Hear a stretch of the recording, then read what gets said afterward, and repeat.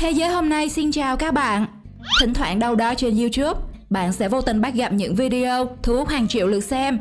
Tuy nhiên nội dung của nó rất kỳ lạ, không phải ai cũng có thể hiểu được. Đó có thể là một cô gái đi vô tiệm giày nhưng không phải mua giày, mà ăn hết tô mì của chủ tiệm. Thậm chí là thanh niên đi tập boxing nhưng bài tập rất kỳ lạ. Hay một anh chàng vào cửa hàng, anh không đi mà bò vào, khiến nhiều người không khỏi tự hỏi anh đang làm gì. Và bạn muốn biết cái kết của những video khiến người khác hoang mang không? Hãy cùng Thế giới hôm nay khám phá video camera vô tình quay lại 40 cảnh tượng đáng sợ khiến loài người hoang mang.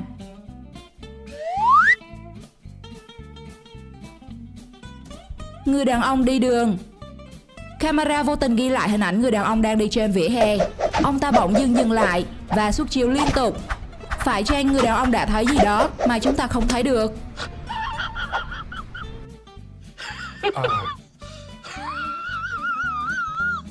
Con bò. Ba người đàn ông đang đứng nói chuyện gì không biết, nhưng chú bò phía sau bất ngờ nhảy chồm lên người đàn ông áo trắng. Nó định làm gì vậy các bạn?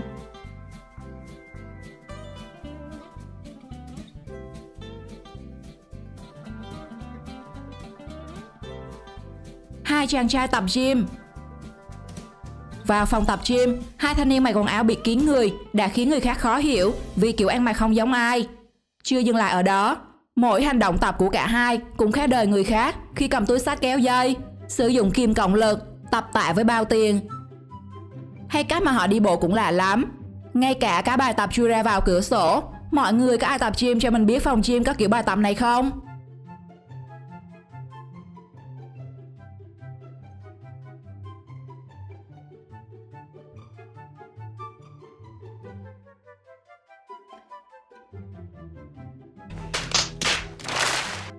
Tiệm bán giày.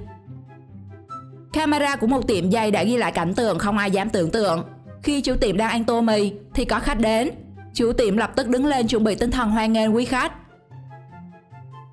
Nhưng thay vì mua giày, chị khách bất ngờ ngồi nghe điện thoại và xơi hết tô mì của người ta rồi quay xe đi mất.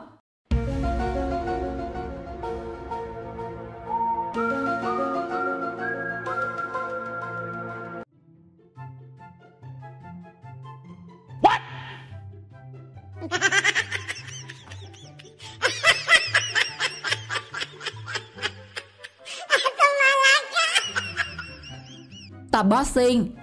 Khi xem đoạn clip này, hẳn như bạn rất ấn tượng với thanh niên áo cam. Nhưng đừng để ý chàng trai này làm gì. Bạn hãy để ý chàng trai áo trắng kia. Bạn biết anh chàng đang tập bài gì không? Nó lạ quá.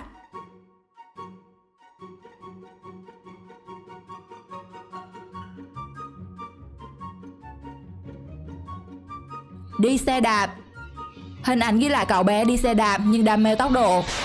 Nhưng sao chỉ một cú tông mà cổng thép đổ sập, cậu bé an toàn các bạn nhỉ?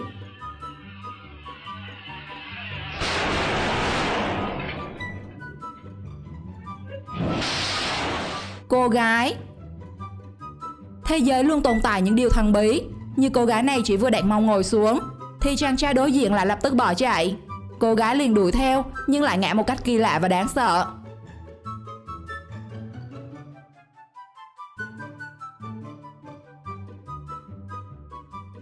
Anh nhân viên.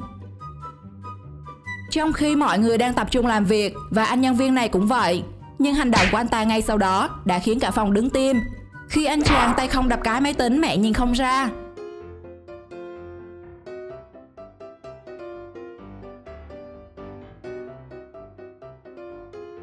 Trời mưa.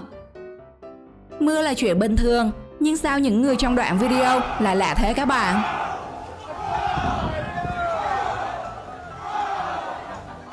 Chàng trai đi đêm. Người ta nói đi đêm có ngày gặp ma là có thật các bạn à.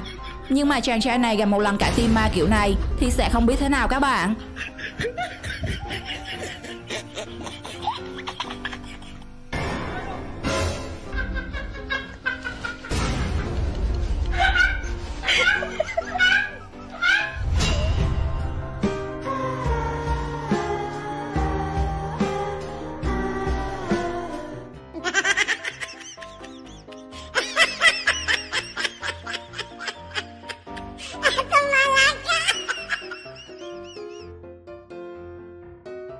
Đi xe máy. Dù là đèn xanh, nhưng ninja đi xe máy này lại bất ngờ phanh gấp lại, làm ông bà ông vải chiếc ô tô phía sau phải kéo xe bở hơi tay.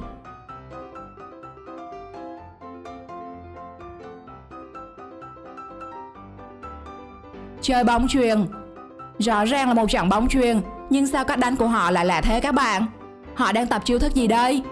Bạn nào biết tên comment ngay cho mọi người biết trong phần bình luận nhé.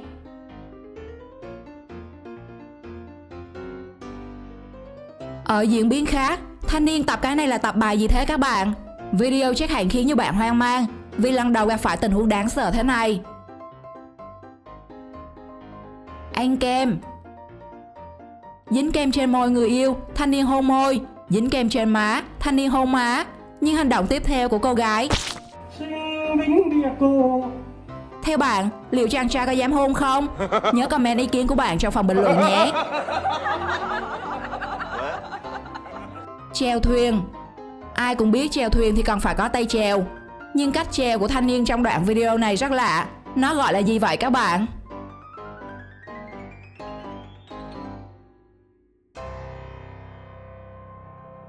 Nấu ăn. Chỉ vì đụng đầu vào cánh cửa, người đàn ông đã tiến hành bạo lực nhà bếp, khiến ai xem đoạn video cũng phải giật mình.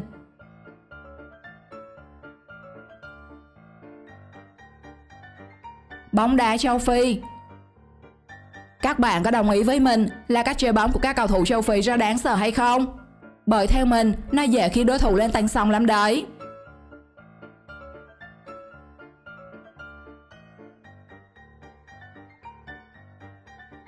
Cụ ông.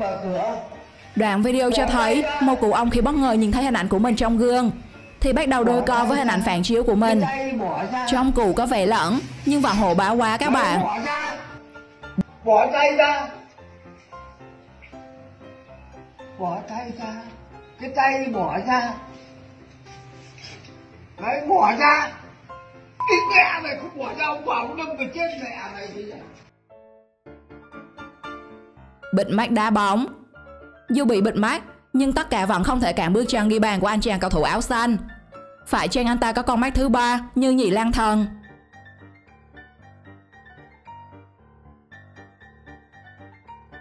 Đậu xe ô tô. Hình ảnh ghi được từ camera khiến ai cũng cảm thấy sợ hãi.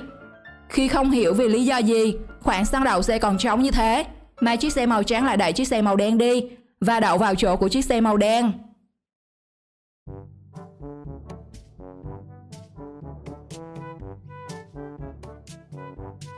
Anh da đen.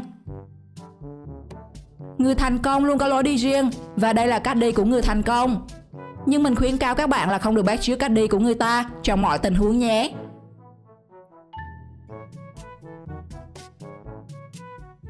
Xích lô. Các vợ chồng quyết định đi xích lô để tránh mưa, nhưng xe chưa xúc bánh mà hành khách đã phải gặp tai nạn. Bạn nào có cân nặng hơi phì nhiêu chút thì đi xích lô nhớ ngồi cho cẩn thận.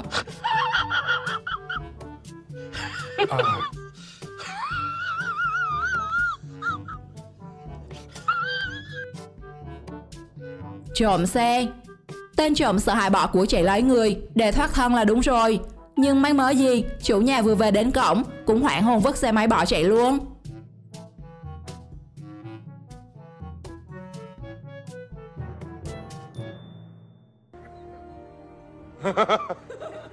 Bốn thanh niên. Vừa có thể tụ tập bạn bè, vừa có thể di chuyển. Đây là cái bàn hay chiếc xe vậy các bạn? Hãy cho mình biết câu trả lời của bạn trong phần bình luận nhé.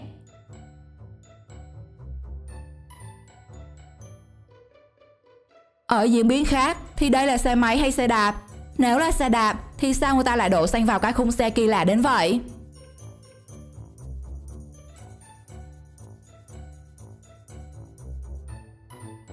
Xe ô tô.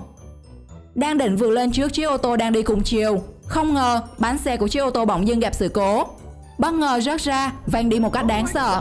Theo bạn, cái kết của hai chiếc ô tô sẽ như thế nào?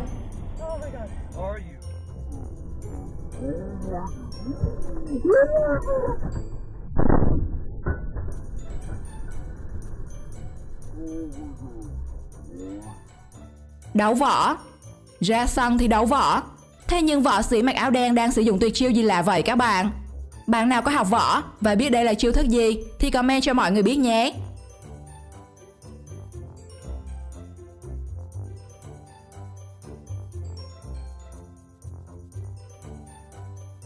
Nhảy.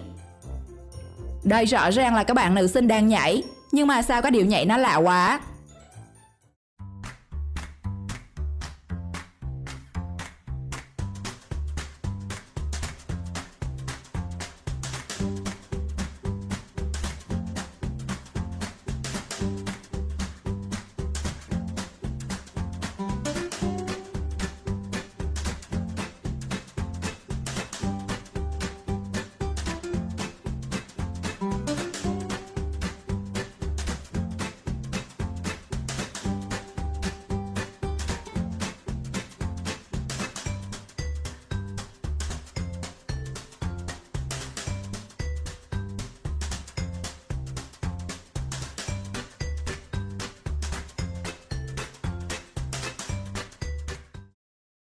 Vợ.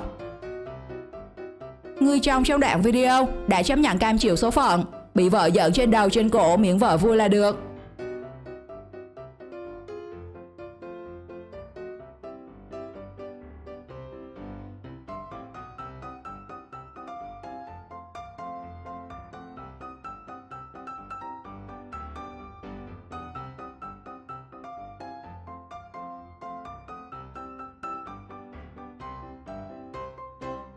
Nhưng cuối cùng Nghiêm nó cũng ập tới các bạn à.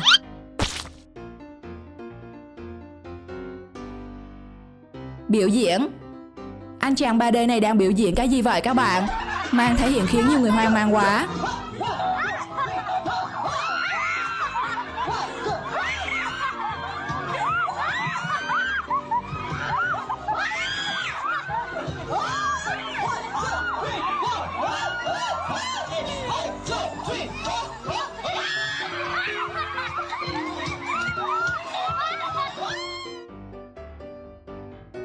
Con thỏ. Để cho chú thỏ gặm tóc mình thay vì thức ăn, cô gái đã phải hối hận không kịp khi bị con thỏ cắn đứt cả tóc. Đi taxi. Các bạn có thấy chiếc taxi màu cam có gì lạ không? Nếu nhìn kỹ, bạn sẽ thấy nó không có tài xế. Vậy mà vẫn chạy được mới đáng sợ chứ. Người ta luôn thắc mắc vì sao chiếc taxi lại chạy trước, còn tài xế thì mới lật đật đuổi theo.